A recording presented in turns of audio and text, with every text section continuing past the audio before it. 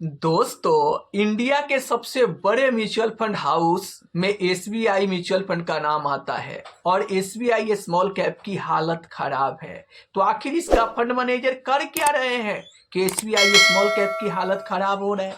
1 साल नहीं, 5 साल नहीं, 7 साल में भी अपने कैटेगरी एवरेज रिटर्न को बीट नहीं कर पा रहा है। आप स्क्रीन पर देख सकते हैं। अगर मैं इसका रिटर्न रखूं तो यहाँ पर आप देखोगे कि एक हफ्ते में यहाँ पर 0.07% का गिरावट है, जबकि कैटेगरी एवरेज में देखोगे तो -0.30% का गिरावट है। एक महीने की बात करें तो -2.27% का गिरावट यहाँ पर एसबीआई स्मॉल कैप में देखने को मिल रहा है।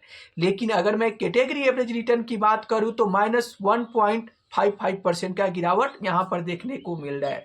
वैसे ही अगर मैं 3 महीने की बात करूं तो फंड में 5% का गिरावट है, कैटेगरी एवरेज में लगभग 4.25% का गिरावट है।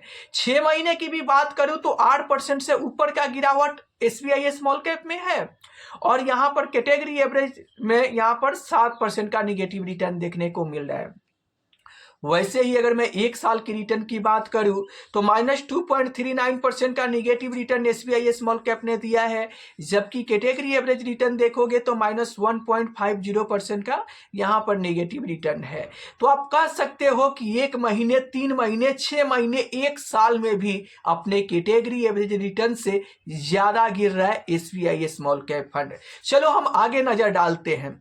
अगर 2 साल के रिटर्न पे नजर डाले तो आप देख सकते हो इस फंड में 6.63% का रिटर्न बना है, जबकि कैटेगरी एवरेज में यहां पर 7.12% का रिटर्न बनते हुए दिख रहा है। वैसे ही अगर मैं 3 साल की रिटर्न की बात करूं तो इस फंड ने 14.07% का रिटर्न बना के दिया है, जबकि कैटेगरी एवरेज रिटर्न की बात करोगे तो 18.82% का रिटर्न यहां पर बनते हुए दिख रहा है।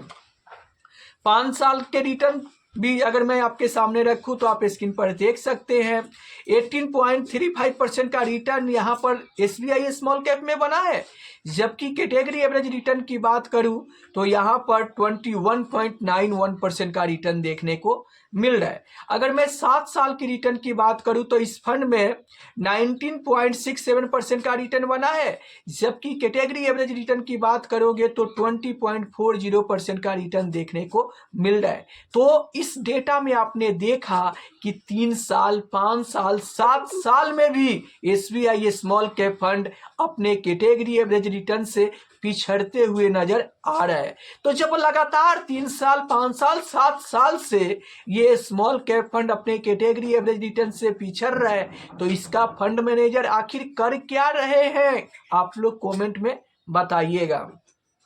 कहीं ना कहीं ये फंड मैनेजर की लापरवाही है या सही तरीके से फंड मैनेजर इस फंड को मैनेज नहीं कर रहे हैं, इसीलिए ये फंड लगातार 7 साल तक अपने कैटेगरी एवरेज रिटर्न से पिछड़ते हुए नजर आ रहा है। देखो, किसी भी फंड का 6 महीना, 1 साल, 2 साल तक अगर कोई ये स्मॉल कैप फंड अपने कैटेगरी एवरेज रिटर्न से पिछड़ता है तो भी आप मान सकते हो कि शुरुआती के 2 साल तक पिछड़ सकता है।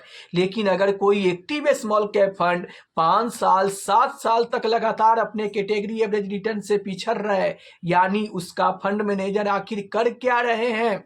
वो सही तरीके से फंड को मैनेज नहीं कर रहे हैं या फिर उनका स्ट्रैटेजी काम नहीं कर रही है। तो आप लोग कमेंट में बताना कि जब ये 7 साल से एसबीआई स्मॉल कैप फंड अपने कैटेगरी एवरेज रिटर्न से पिछड़ रहा है तो इनका फंड मैनेजर आखिर कर क्या रहे हैं।